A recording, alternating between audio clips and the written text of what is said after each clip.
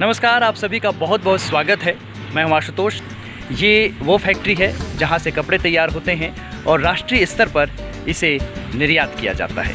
जी हाँ, आइए इस फैक्ट्री के अंदर चलें और देखें यहाँ किस तरह से कार्य होता है और यहाँ की क्या क्या विशेषताएं हैं। ये सब आज के इस कार्यक्रम में आप जानेंगे।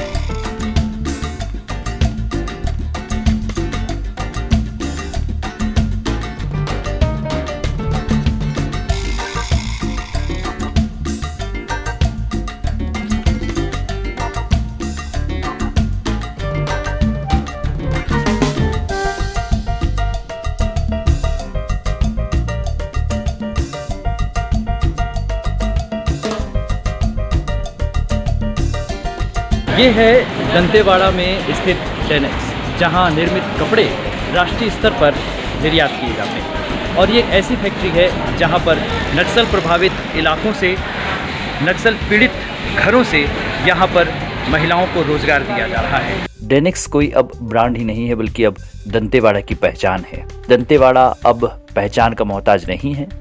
और आज अगर हम दंतेवाड़ा ज़िले का जिक्र करते हैं तो सबसे पहले डेनेक्स का नाम आता है। जी हाँ, इसी फैक्ट्री का नाम आता है। और बहुत ही कम समय में इस फैक्ट्री ने, डेनेक्स ब्रांड ने बहुत बड़ा मुकाम हासिल किया है। साथ ही इसने अपनी पहचान राष्ट्रीय स्तर पर भी बनाई है। डेनेक्स का अर्थ है दंतेवाड़ा नेक्स्ट।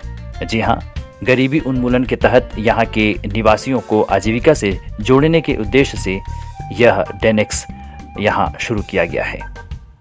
दंतेवाड़ा के चारों विकासखंड के महिलाओं और पुरुषों को प्रशिक्षित कर आजीविका से जोड़ने के लिए, उनकी स्थिति में सुधार करने के लिए जो लक्ष्य बनाया गया है वो डेनेक्स है। डेनेक्स ब्रांड लोगों को आर्थिक आज़ादी भी दे रहा है और डेनेक्स ब्रांड के उत्पादन और उसके विक्रय से यहाँ के जो निवासी हैं उनके आर्थिक स्तर में भी काफ़ी सुधार हुआ है। डेनेक्स गारमेंट की ये फैक्ट्री गीदम से बीजापुर की तरफ हम जब बढ़ते हैं तो कुछ ही किलोमीटर की दूरी पर है, जहां आसानी से पहुंचा जा सकता है।